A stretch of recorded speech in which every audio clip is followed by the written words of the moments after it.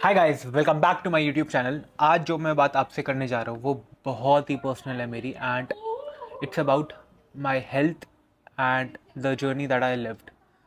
तो अगर सिंपल शब्दों में बोलूँ, जो मेरे को किडनी की प्रॉब्लम हुई है उसमें कैसे मैंने सफ़र किया, कैसे मैं धीरे धीरे ठीक हुआ, मेरे साथ क्या क्या हुआ, डायलिसिस हुई और किडनी ट्रांसप्लांट के बाद अब मैं अपनी लाइफ को कैसे बेटर कर रहा हूँ, वो सारी चीज़ें मैं इस पॉडकास्ट में डिस्कस करने वाला हूँ आप लोगों के साथ। Being a fitness influencer, I was very very confuse कि इस बारे में आके बात करूँ या नहीं करूँ, क्योंकि पीपल जज and more over it's gonna backfire. अपनी मॉनिटरी चीज़ों को साइड में रख के अगर मैं जेनुअनली बात करूँ एज अ गुड ह्यूमन, तो I would like to tell कि जैसे ही मैंने अपनी स्टोरी अपने इंस्टाग्राम पे डाली, I came to know how many people like me are suffering. There's always a person जो एक मामा, चाचा, ताया, पापा, भाई को जानता है जो बीमार है और इस चीज़ से स्ट्रगल कर रहा है, but nobody is talking about it. I don't know why. मतलब लोगों को सिर्फ इन सोशल मीडिया पे ना अपनी एक हैप्पी लाइफ को पोर्ट्रे करने की आदत हो चुकी है। बट मतलब मैं थोड़ा रियलिस्टिक होना चाहता हूँ, मैं बताना चाहता हूँ कि क्या चीज़ें होती है, क्या चीज़ें मेरे साथ हो रही है, क्या चीज़ें और लोगों के साथ हो रही है दुनिया में। तो इसलिए today I am here to tell you about my kidney problem. ये जो भी मैं आपको बातें बताने जा रहा हूँ, इससे मैं आपको सिर्फ इन्फ्लुएंस करना चाहता हूँ to do good in life, क्योंकि हर बंदा अपनी बैटल्स को झेल रहा है। There is a lot of battles that everybody is fighting, but कई लोगों को इतनी हिम्मत नहीं होती कि अपनी छोटी छोटी बैटल्स को भी वो जीत पाए। तो मैं एक ऐसा बंदा बनना चाहता हूँ जो आपको बताए कि there are a lot of problem in a person's life, but आप हर एक चीज़, छोटी से छोटी, बड़ी से बड़ी प्रॉब्लम को ओवरकम करके आगे बढ़ सकते हो। एंड आई थिंक मेरी स्टोरी आपको थोड़ी सी होप ज़रूर देगी। हम बिल्कुल पास में जाते हैं कि हाउ माई लाइफ स्टार्टेड। अगर मैं स्कूल टाइम की बात करूँ, जब मैं 9th और 10th में था, तो I was an obese kid. I was 135 kgs। I was bullied, I had no personality, I didn't know how to talk. And अपनी लाइफ की बात करूँ, 10वीं तक मैंने किसी भी लड़की, फीमेल पर्सन से बात नहीं करी थी। I had no friends and eventually people started bullying me, क्योंकि I was an easy target bro. लोग मजाक तो उड़ाते ही थे मोटापे का। एंड फिर इवेंचुअली पीपल रियलाइज कि भाई इस बंदे को टारगेट करना बहुत ईजी है, इसको जितना मर्जी परेशान करो, he can not fight back. Eventually एक दिन ऐसा आया जब सिर्फ मेरे को टारगेट नहीं किया गया, I was on a leave, and मेरे भाई को भी परेशान करना लोग शुरू हो गए थे। एंड जैसे मैंने अपने भाई को देखा रोते हुए घर आते हुए, I realize this is not the life that I want to live, this is not the example that I want to set for my family.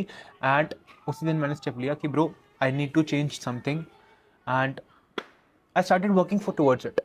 Eventually भाई चीज़ें हुई एंड मैं गया gym, and it actually change my life. ऐसा नहीं बोलूँगा कि gym ने ही सब कुछ दिया मेरे को, but most of the things that I have is because of it. Moving forward to 135 kg से 90 kgs पे आया मैं। I was ripped, big, and 6 foot लंबा चौड़ा बंदा यार, 90 किलो का, with good muscles. Was big, I was a very big guy. मतलब अगर यहाँ पे कहीं पे अगर मेरा एडिटर डाल दे, जैसे मैं अपनी बातें बता पाया लोगों को, I realize people are actually getting motivated. जो लोग मेरे को बुली करते थे स्कूल टाइम पे, आज 4 साल बाद जब मैंने अपनी मेहनत करके अपनी बॉडी बनाई है, these are the people who are asking me bro कैसे किया।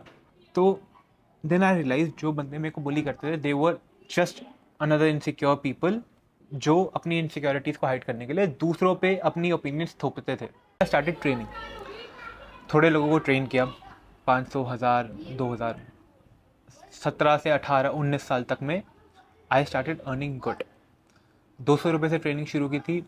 Then I started selling my diet plan for 5000। Then I had few PT client. By the time I was 19, I was very confident, looked aesthetic, was strong as fuck.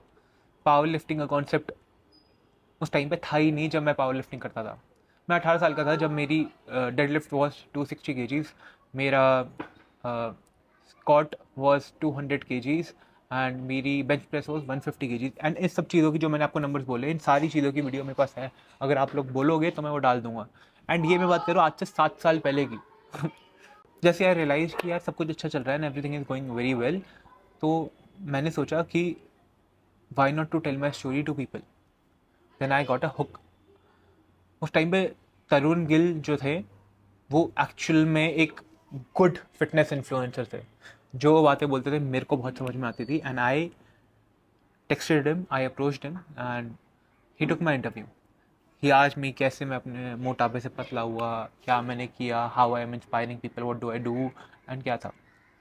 वहाँ से मेरे को थोड़ा सा ज़्यादा confidence आया एक नॉर्मल इंसान से कि I can talk, I can convey my message, I can inspire people.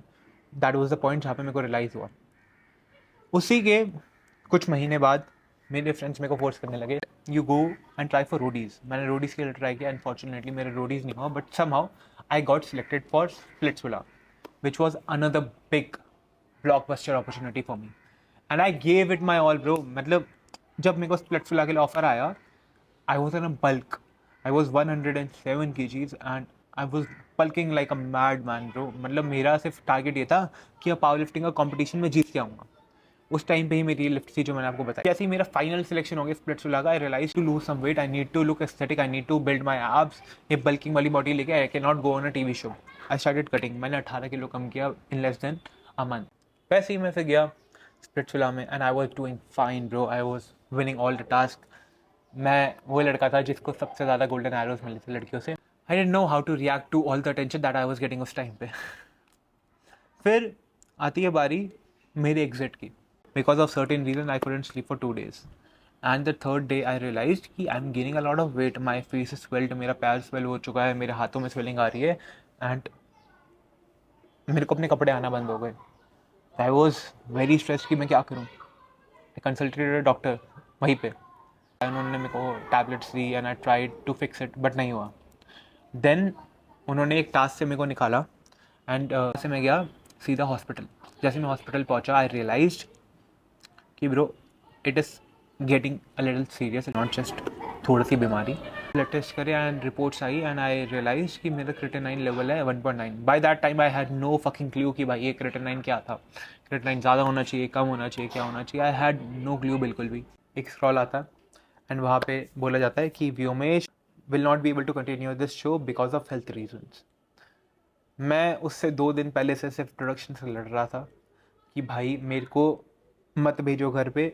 जो भी मैं थोड़ा बहुत बीमार हूँ, मैं ठीक हो जाऊँगा 2-3 दिनों में, but I want to stay in the show because I wanted to win it. But as soon as I got back home, मैंने बहुत सारे डॉक्टर्स को कंसल्ट किया एंड आई रियलाइज कि जो भी वो लोग बोल रहे थे it was actually very serious. 1.9 creatinine is not a joke. 2 creatinine का मतलब है आपकी किडनियाँ ऑलरेडी 50% ख़राब हो चुकी है. तो आप जल्दी से अपनी किडनी की बायोप्सी कराओ ताकि हम इसको बचा सकें. सुनो और लेटर 3 महीने हो गए, 6 महीने हो गए. आई थॉट कि जो भी है it's just a joke and जो भी डॉक्टर्स बोल रहे हैं इट्स नॉट दैट सीरियस. मेरी गलती है.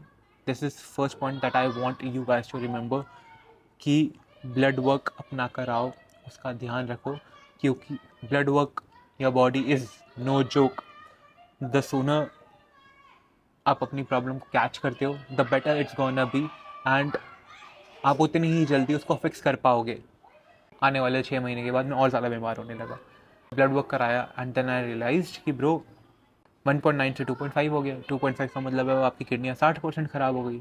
मैं गया डॉक्टर के पास एंड मेरी हो गई बायोप्सी. टाइम तक साल हो चुका था मेरे को स्प्लिट्सविला करे हुए and I was on a cloud 9.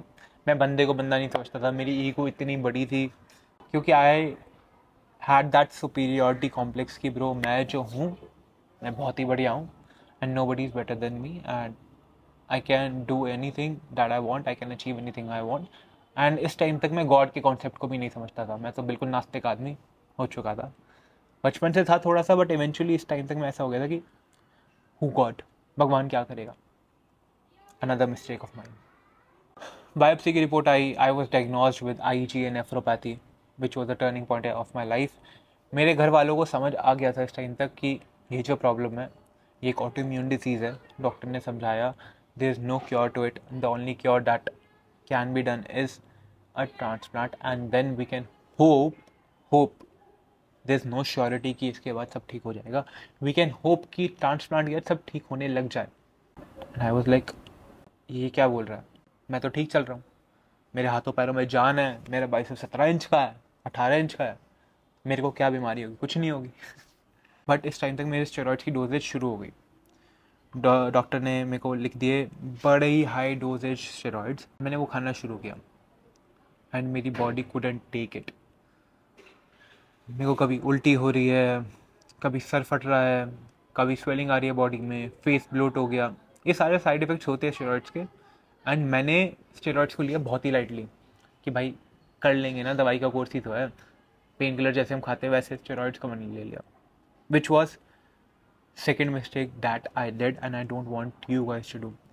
मेरे को आज भी ये रिग्रेट है अपनी लाइफ का कि अगर मैंने वो स्टेरॉइड का कोर्स ढंग से किया होता तो आज मे बी कुछ टाइम और मेरी किडनी और चल जाती।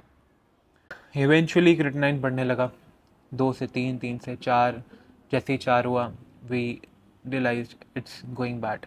इस टाइम तक आते आते मेरे को फील होने लग गया कि yes I am sick. And यहाँ पे आते आते मेरे को रियलाइजेशन बिल्कुल ढंग से हो गया कि bro now there is no going back.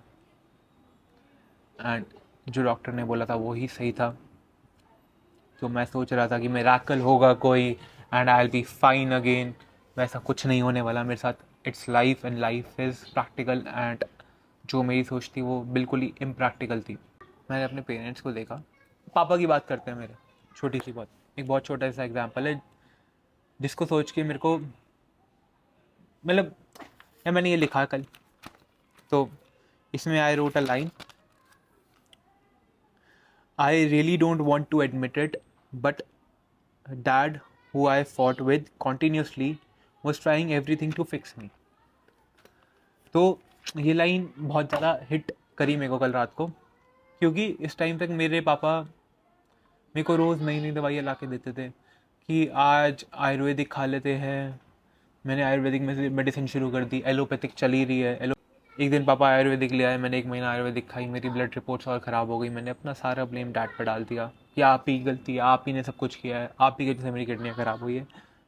And that was very stupid of me bro, मेरे को ये करना ही नहीं चाहिए था। फिर मैंने देखा पापा बढ़ते रहते किडनी की प्रॉब्लम के बारे में।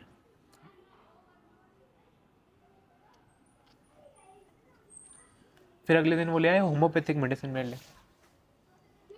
मैंने बहुत ही सुना दिया उनको। मैंने बोला कि एक और एलोपैथिक चल रही है, एक आयुर्वेदिक है, होम्योपैथिक खाता रहूँ, मैं क्या ज़िंदगी में मेडिसिन ही खाता रहूँगा। और मैंने बहुत और सुना दिया। अगेन मेरी गलती, आई एडमिटेड। तो फिर उसके बाद there was another treatment and वो ये था कि हॉट वाटर में बैठो एंड आपकी जो किडनियाँ हैं वो फंक्शन करना शुरू कर देगी एंड आपकी बॉडी में जितने भी केमिकल्स हैं, क्योंकि जब आपकी किडनी फंक्शन नहीं करती तो आपका ब्लड इम्प्योरीफाई हो जाता है।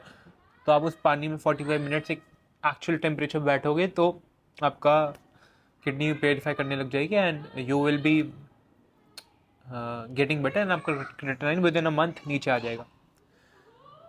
मैंने पापा को सुनाया इस बात पे भी कि पानी में बैठने से थोड़ा ना किडनियाँ ठीक हो जाती है। अगर पानी में बैठने से किडनी ठीक होती तो लोग पागल है जो इतनी दवाइयाँ खा रहे हैं, इतने डॉक्टर को दिखा रहे हैं, या फिर इतने सारे अलग प्रिकॉशंस ले रहे हैं, डायलिसिस करवा रहे हैं। There is such a big machine dialysis की जिससे आपका ब्लड प्योरीफाई होता है। अगर पानी में बैठने से ब्लड प्योरीफाई होता तो सारी यही नहीं करा रहे होते। तो I knew it was a gimmick and somehow मेरे डैड भी मेडिकल फील्ड से है। Even he knew it was not right, it might be a gimmick. But बाप है ना, तो 1% चांस भी लेने की कोशिश कर रहा था। एंड उस टाइम पे तो नहीं समझ में आया मेरे को कि क्या कैसे करना चाहिए। एंड रिग्रेट है यार, मतलब रिग्रेट इस चीज़ का है कि उस टाइम पे अगर सिर्फ हाँ ही वर्दी होती तो शायद इतनी लड़ाइयाँ ना होती डैड से अपने। तो बहुत लड़ा मैं उस टाइम पे। 1% भी ये रिग्रेट नहीं है कि वो ट्रीटमेंट ट्राई नहीं किया या ये ट्रीटमेंट ट्राई नहीं किया या होम्योपैथिक नहीं ली या ये पानी वाले ट्रीटमेंट नहीं किया, क्योंकि वो नहीं काम करना था and I knew that for a fact and I still know it. But regret सिर्फ ये उनके इंटेंशन को नहीं देख पाया मैं उस टाइम पे। तो ब्रो जब आप बीमार होते हो ना तो यू कीप ऑन थिंकिंग कि मेरे साथ ये हुआ, why did this happen to me, and ये मेरे साथ नहीं होना चाहिए था, मैंने किसी का क्या बिगाड़ा है। हमेशा कर्मा में बिलीव किया है, ये सब मैं सोचता था। मैंने अपने आप को इतना विक्टिमाइज कर लिया था कि मैं अपने घर वालों को ब्लेम करने लग गया था कि आप ही की गलती है। भाई मैंने तो कुछ किया नहीं, मेरी तो कोई गलती नहीं है, तो आप ही लोगों की वजह से ये हुआ है मेरे साथ, एंड ये है वो है। And I was so stupid to do it. I feel कि nobody should ever do it, क्योंकि जितना आप सफ़र कर रहे हो ना, उतना या उससे ज़्यादा आपके घर वाले सफ़र कर रहे होते उस टाइम पे। मतलब now that I think of it, अगर मेरा डॉग ज़ोरो वो बीमार हो जाता है एंड मेरे को डॉक्टर बोलते हैं this nothing that you can do to help him, तो आई डोंट नो मैं कैसे रिएक्ट करूँगा। I don't know what can I do, but जितना भी मेरी ताकत में होगा, जो भी मेरे दिमाग में रहता होगा, आई वुड ट्राई एवरीथिंग। मतलब मेरे को कुत्ते के लिए भी बोलेंगे ना होम्योपैथिक मेडिसिन खाओ या आयुर्वेदिक खाओ, तो मैं वो भी करने को तैयार हो जाऊंगा। एंड मेरे डैड तो अपने बच्चे के लिए कर रहे थे, but I couldn't realize it. So this is one regret, another point that I want to mention कि your family is not your enemy. If you are struggling with something, तो make sure you don't blame them, and you keep it in mind कि जितना आप लोग सफ़र कर रहे हो उतना या उससे ज़्यादा आपकी फैमिली भी सफ़र कर रही है। तो nobody is the culprit here, everybody is a victim, and you all are a team. So उसी टीम की तरह एक्ट करो कि यू गाइज आर टुगेदर। जो भी बोलते हैं समझाओ, समझो, एंड